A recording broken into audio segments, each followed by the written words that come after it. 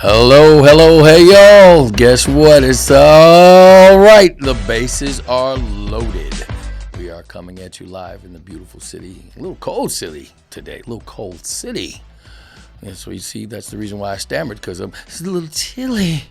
Okay? It's a little cold here in the ATL. Okay, and we are right now talking about those past football games that I know everybody's ready for some football playoff style, because the AFC and the NFC went at it, and we had some drama for everybody's mama. When I talk about the things that were happening and are occurring, and I might add, my predictions were correct up until those Philadelphia Eagles decided they wanted to be chickens. But that's okay. That's all right. We're going to talk about them a little later on in the broadcast, okay? But right now, we're going to talk about the fact that we are 3U basis, okay? Undeniable, unrelenting, and of course, undoubtedly right now, unapologetic. Now, what we're going to talk about first is, of course, those AFC wild card that started it off and kicked it off with, of course, those Cleveland Browns versus those Houston Texans. Like I said to you before, CJ Stroud was in another stratosphere. Did he or did he not show it? CJ Stroud was debuting as a rookie, but he looked better than most. As a matter of fact, he set records. He was 16 of 21 for his passes, 274 yards, and 3 touchdowns to take those guys to a pretty much shellacking of the, of course, Cleveland Browns, to the chagrin of Cleveland, who's affectionately known, 45-14. So they are definitely going to be moving on, and a little bit later I'll be telling you who they're going to be squared up and mounted up against. That second game, of course, for the day was, of course, those Dolphins and the Kansas City Chiefs. The Miami Dolphins, for those who don't know that the Dolphins come out of Miami, oh boy, let me tell you something. They left 70-degree weather to go and play in a climate that had a minus 27. That's right, I said minus 27 degrees wind chill factor. It was minus 7 degrees. The temp red. Okay, I don't know if you know, but if you watch that game, you can understand the field was a frozen tundra. Okay, frozen is the real deal, because I promise you, playing in those types of temperatures, I played football, I love playing in cool weather, but that was ridiculous. Thanks for watching. This show was brought to you by Hot and Saucy, flavor over heat. Just like us, we're hot and saucy and the bases are loaded, baby. That was frigid, okay? But at the chagrin of course, the Dolphins, they came out pretty good. But winning quarterback, of course, guess who? Patrick Mahomes, like I said. Hey, they've got our chant. I told you they do. As a matter of fact, Patrick Mahomes was 23 for 41 of percentage on his passes, 262 yards on the day, and 1 touchdown, 0 interceptions. And that's something that he hadn't been doing too well with this past season.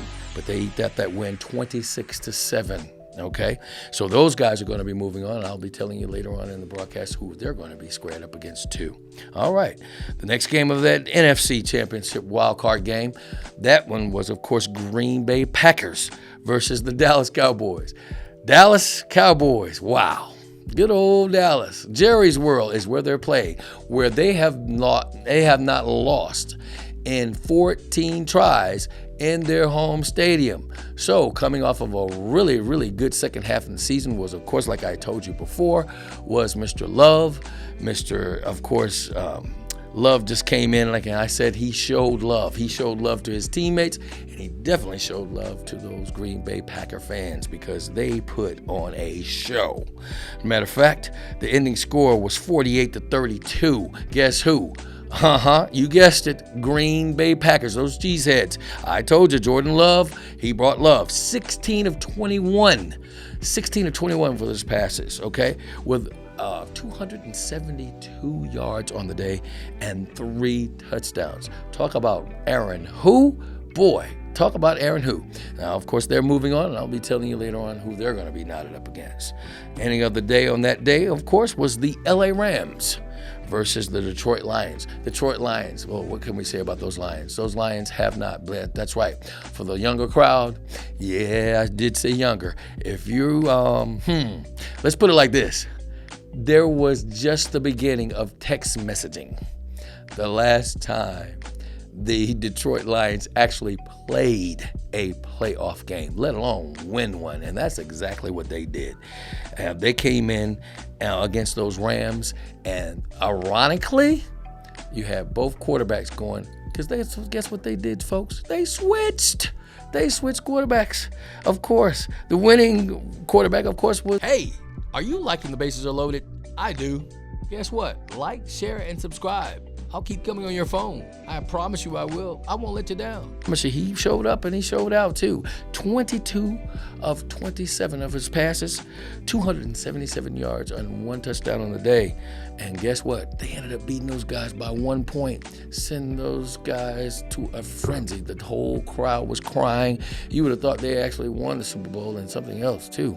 But they were so excited because that's the very first time not only they've been to the playoffs, but they actually won a playoff game. And now they're advancing. And like I said, I will definitely let you know who they're going to be knotted up against later on. Okay? Now, let's get to Monday. Monday night. Guess what? We had some bonus football because the Pittsburgh Steelers were playing the, of course, Buffalo Bills. The Buffalo Bills had a frozen tundra as well.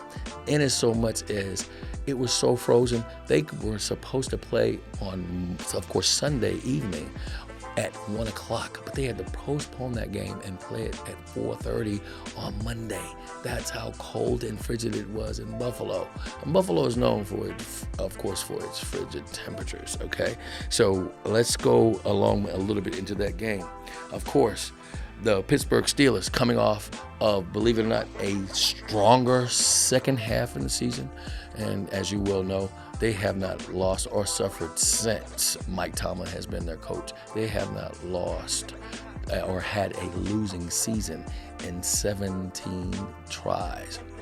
Since of course, his acceptance as being their coach in 2007, of course. But it didn't do any good because guess what?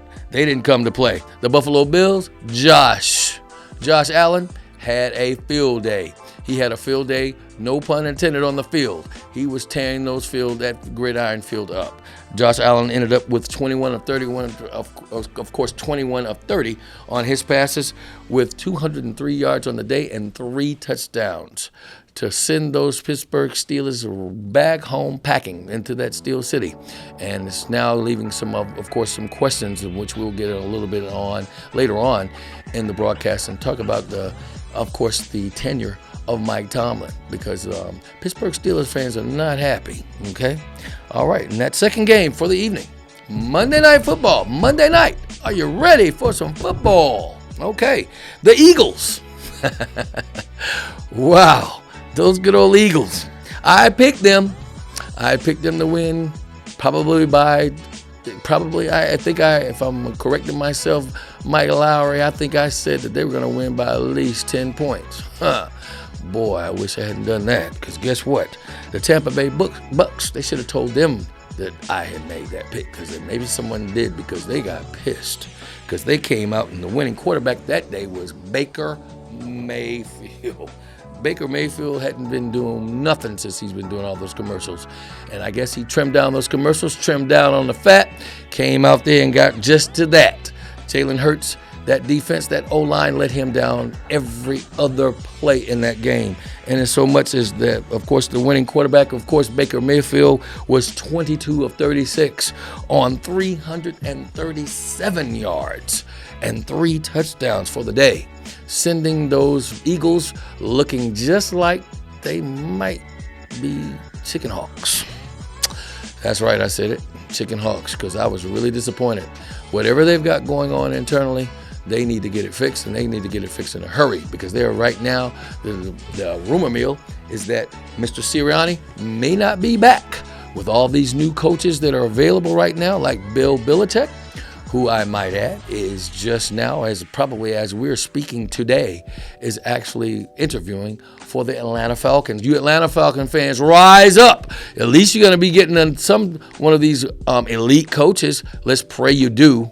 Okay, for the sentiment, we'll just keep the prayers up for those Atlanta Falcons to just do just that. But right now, the Sirianni situation is pretty bad in of course Philadelphia. But we'll see how that's going to actually hand out and how it's going to pan out. And that was a bad beating. 32-9 was the end of that score, and they were really, really embarrassed. It was an embarrassing, of course, contest to say the least. So I got some questions for you folks who are at home, and I just think if you think about it from this perspective, I would want to know from these two rookie quarterbacks. Okay, two rookie quarterbacks coming out and showing up. They almost had identical numbers. Their quarterback ratings were almost identical. As a matter of fact, their quarterback rating was identical, 158. Okay, that's awesome out of 180. That's how good both of those guys were. They only were separated by just 2 yards of passing play. Okay, so who do you think had a better debut? I tell you what you do. Just like and subscribe and actually hit that and send me your information and tell me what you think about it. I would love to hear from you, okay? Tell you another question I have for you. What do you think is going to happen to Mike McCarthy for those Dallas Cowboys? Wow.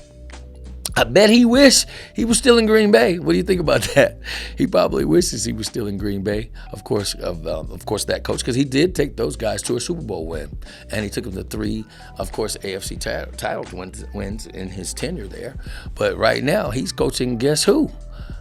The Dallas Cowboys. Jerry Jones was livid in the middle of that game after they had coughed that ball up after the 3rd time.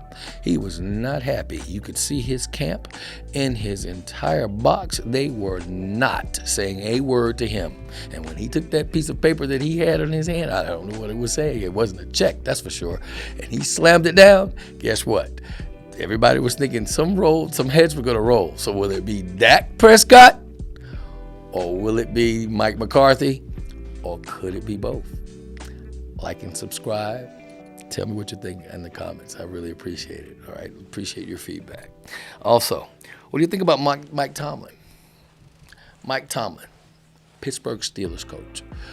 The Rooneys are known for not having a lot or turnover rate with their coaches. They've had in their illustrious career of 5 Super Bowls, they've only had 3 coaches in a 45-year period. That's amazing when you have just the Atlanta Falcons have had 7 coaches in the last 10 years. Okay, so when you look at it from that perspective, Mike Tomlin, who has not had, since 2007, has not had a losing season. He's finished every one of the seasons above 500. So what do you do with a coach like that? He's a man of man. He's of course, a man of men and of boys, because he takes young men and he makes them better. And he's coached some really great athletes, several Pro Bowlers, several, believe it or not, retired, as well as Hall of Famers. Mike Tomlin in his career. He's got a Super Bowl win. What are you going to do with him? He's getting you to the promised land, but he doesn't let you get in the gate. So, tell you what, let me know in the comments. Let me know, like and subscribe, and let me know what you think about that. I would love to hear your feedback. And that today is pretty much all we have for the NFL and the AFC Championship. Stay tuned. I'm going to let you know what those, of course, the next games are going to come up and who's going to be knotted up against who and what my picks are.